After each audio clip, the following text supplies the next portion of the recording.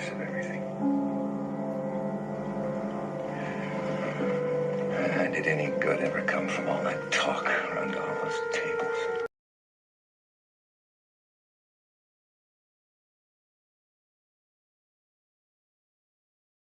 Black people, we taught them how to talk, how to read, and literally how to walk on 2 legs. They were walking on all 4s like monkeys. So now,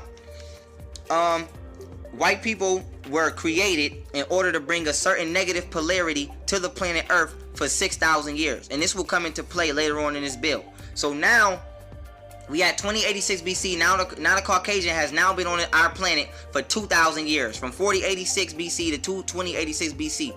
Now, they were created to cause confusion and bring chaos and bring a certain negative polarity into the world for 6,000 years, because black people, we were going through a universal spiritual karma, you could say. And the Bible actually reveals this. And I'm finna grab my Bible right now. Revelations chapter 20 verse 7. You see me going to it. Hold on one second. Chapter 20 verse 7. Where it go?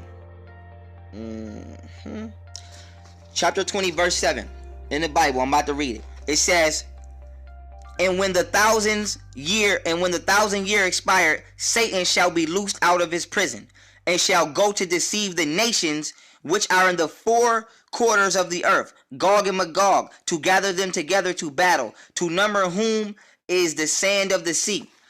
Now we have to ask ourselves, who are the people that are the sand of the sea?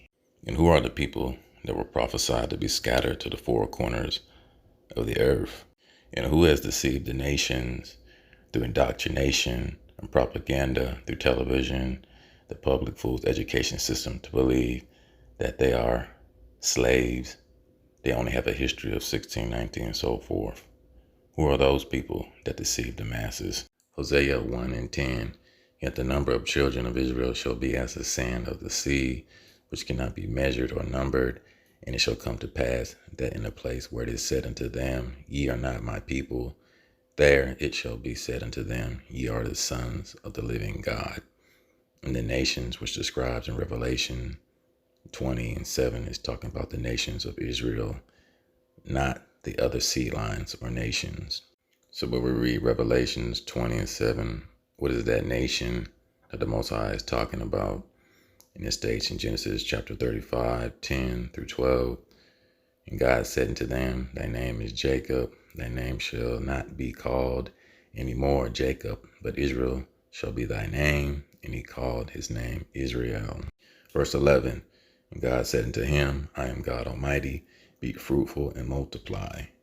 A nation and a company of nations shall be of thee, and kings shall come out of thy loins, which means it's a seed line / bloodline. We think of the kings of Europe, the Trojans, the Malaysian kings, the kings of Scotland, and so forth. They all were men of color. We so-called black people have been deceived. Satan, remember, comes from the Arabic word which means shaitan, which means white, weak, and wicked. Satan, remember, comes from the Arabic word which means shaitan, which means white, weak, and wicked.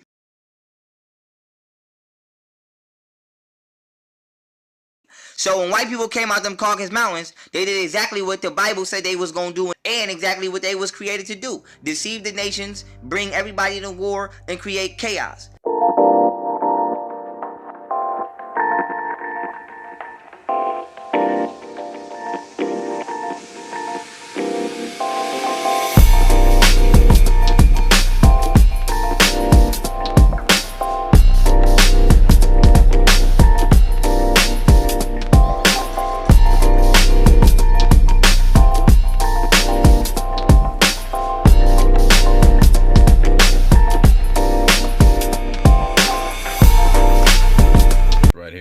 Origin of the Anglo-Saxon race, a study of the settlement of England and the tribal origin of the Old English people, by Thomas William Shore, a so-called white man or a Caucasian scholar. Okay, right here, page 21. The typical Saxon skull was dolichocephalic or long, the breadth not exceeding 4/5 of the length. like those of all the nations of the Gothic stock. Goths, Norwegians, Swedes, Danes, Angles, and Saxons among the ancient nations all had this general head form, as shown by the remains of these several races or seed lines which have been found, and from the head form of the modern nations descended from them. But among these long-headed people, there were some with variations in the skull and a few with broad skulls. Okay, so when we look at this chart, we see the ancient races or the Shemitic stock in Europe with the dolichocephalic, head skulls and whatnot. Migrated as Europe as the Black Celts, the Goths, which were people of color. As we read in this book, the Saxons, which were a brunette, swarthy people, dark complexion. The Black Irish, the Black Scots, the Danes, which were descendants of the tribe of Dan, and so forth.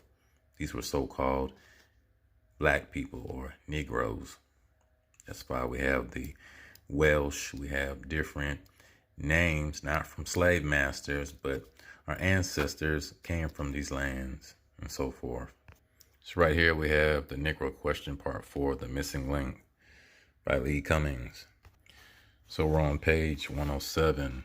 Benjamin Franklin, title America as a Land of Opportunity, 1751.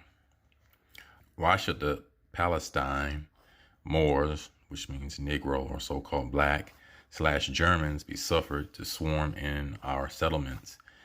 They will never adopt our customs any more than they can adopt our complexion, white skin. All of Africa, Asia, and America, except for us, are black. Russia, Italy, Spain, France, Swedes, and the Germans are black.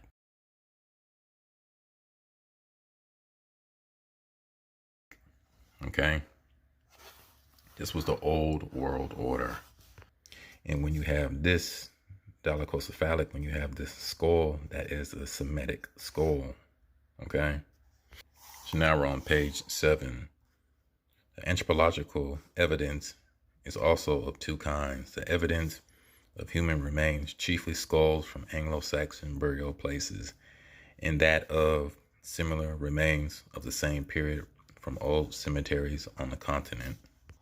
The racial characters of people in various parts of Northern Europe and in parts of England at the present time. This consideration of a probable origin of the great proportion of brunettes, which means complexion, brown complexion of the face, in the two of the South mainland counties of England leads us to that of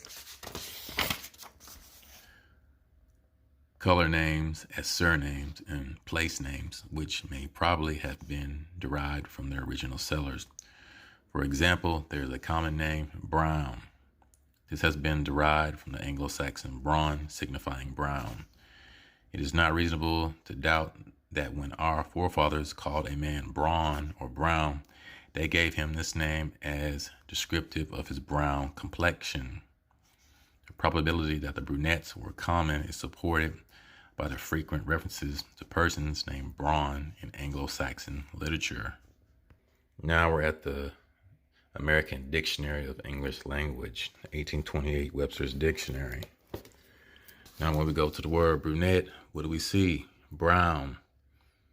A woman with a brown or dark complexion of the face or skin. So now we go to complexion. The color of the skin, brunette, particularly of the face, the color of the external parts of the body, of a body or thing. As a fair complexion, the dark complexion, the complexion of the sky. The temperament, habitude, or natural deposition of the body. So this is the natural deposition of the body. Melanin, okay? Or brown or swarthy or so forth. But when they say brunette, they're not talking about hair.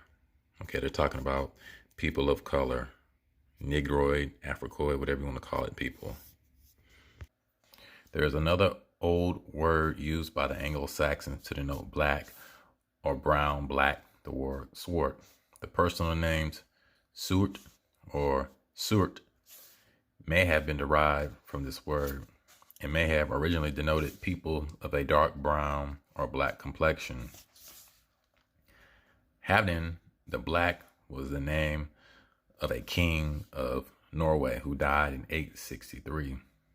The so-called black man, I repeat, the so-called black man of the Anglo-Saxon period.